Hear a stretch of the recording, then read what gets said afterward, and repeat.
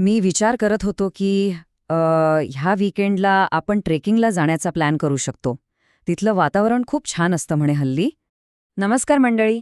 कधी विचार केलाय की वेल्डिंगमध्ये एखादा जोड मजबूत आहे की कमकुवत हे नक्की कसं ठरतं?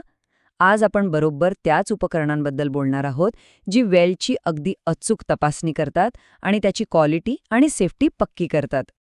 तर मग काय आहे नेमका फरक एका अगदी पक्क्या सुरक्षित वेल्डमध्ये आणि एका कमकुवत वेल्डमध्ये? आणि हा फरक खरं सांगायचं तर फक्त दिसायला नसतो, तो थेट आपल्या सुरक्षिततेशी जोडलेला असतो. इकडे बघा, डावीकडे आहे एक अगदी परफेक्ट वेल्ड आणि उजवीकडे तो थोडा गडबडीचा दिसतोय. आता बघायला गेलं तर फरक अगदी छोटा वाटतो नाही का?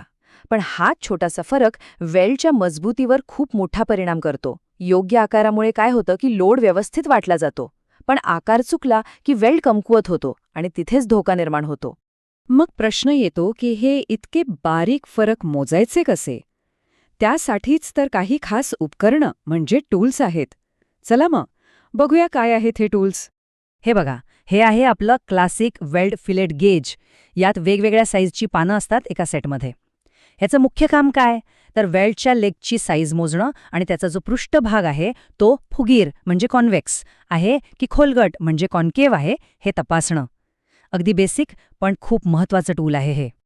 आता या बेसिक टूलनंतर आपण बघूया एक जरा जास्त पॉवरफुल उपकरण. याचं नाव आहे ऑल वेल्ड मेजरमेंट गेज. आणि नावाप्रमाणेच हे एकच टूल अनेक प्रकारची वेल्ड तपासणी करू शकतं.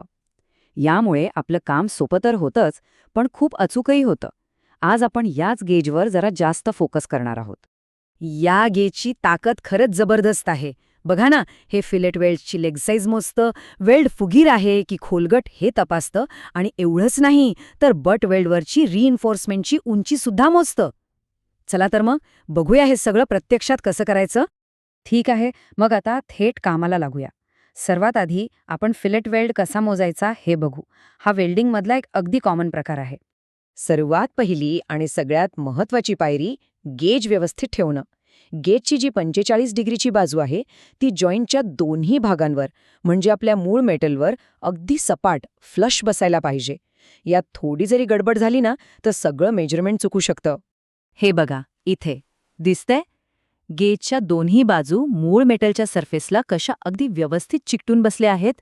अचूक रीडिंगसाठी गेज असाच ठेवणं खूप खूप गरजेचं आहे. ओके, गेज परफेक्ट बसला. आता काय करायचं तर जो पॉइंटर ब्लेड आहे त्याला हळूच खाली सरकवायचं जोपर्यंत तो वेल्डच्या टोकाला लागत नाही. आणि बस, आता त्या स्केलवर जो नंबर दिसेल तीच आहे आपल्या फिलेट वेल्डची लेग साईज. आहे की नाही सोपं? पण थांबा थांबा, फक्त साईज मोजून काम भागत नाही. ती तर अर्धीच गोष्ट झाली. वेल्डचा आकार म्हणजे त्याची प्रोफाईल कशी आहे हे सुद्धा तितकंच महत्वाचं आहे. म्हणजे त्याचा पृष्ठभाग जास्त फुगलेला किंवा जास्त खोल पण नको. बरं, मग आता वेल्डचा फुगवटा म्हणजे कॉन्व्हेक्सिटी कशी तपासायची ते बघू.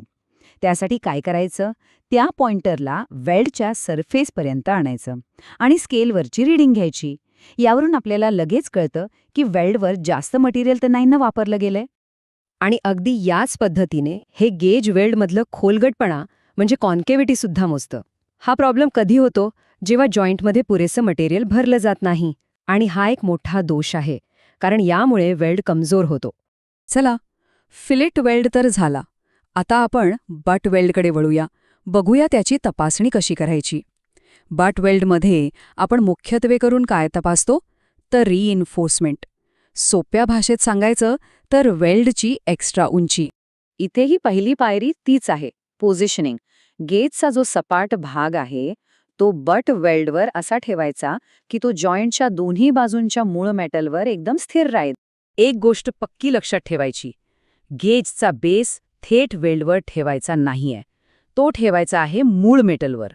फक्त आणि फक्त तेव्हाच आपल्याला त्या रिइन्फोर्समेंटची खरी अचूक उंची मोजता येईल. आणि आता शेवटची स्टेप. पॉइंटरला खाली सरकवा आणि वेल्डच्या सगळ्यात उंच भागाला टच करा. स्केलवर जी रीडिंग दिसेल तीच आहे रिइन्फोर्समेंटची उंची. यावरून आपल्याला कळतं की वेल्ड व्यवस्थित भरला गेला आहे की नाही. तर आपण हे सगळं मोजमाप कसं करायचं ते तर बघितलं, पण आता मूळ प्रश्न, की एवढी अचूकता, एवढं प्रिसिजन हे इतकं गरजेचं का आहे? चला याचा सार बघूया. हा तक्ता बघा.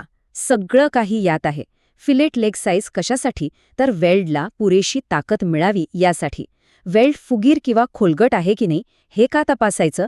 कारण त्यामुळे स्ट्रेस पॉइंट्स तयार होत नाहीत जिथे पुढे जाऊन क्रॅक होऊ शकतात. आणि रिइन्फोर्समेंटची उंची ती आपल्याला परफेक्ट फ्युजनची गॅरंटी देते. म्हणजे थोडक्यात काय तर प्रत्येक मेजरमेंट हे थेट सेफ्टीशी जोडलेलं आहे. आणि हे वाक्य अगदी बरोबर सांगतंय. आपल्याला वेल्डचा नक्की कोणता आकार आणि प्रकार हवाय त्यानुसार योग्य गेज निवडणं आणि वापरणं हेच तर चांगल्या कामाचं मूळ आहे. बरोबर ना? योग्य हत्यार असेल तरच काम योग्य होणार. म्हणजेच या सगळ्यातून एक गोष्ट आपण लक्षात ठेवायला पाहिजे. वेल्डिंगमध्ये जे मोजलं जातं तेच बरोबर बनवलं जातं. अचूक आणि सातत्यपूर्ण मोजमाप हाच खऱ्या कारागिरीचा पाया आहे. आणि जाता जाता एक विचार करायला लावणारा प्रश्न. ह्या फॅब्रिकेशनच्या दुनियेत एखाद्या टूलचं प्रिसिजन, त्याची अचूकता कुठे संपते आणि तिथून पुढे एका वेल्डरचं कौशल्य कुठून सुरू होतं? विचार करण्यासारखी गोष्ट आहे नाही का?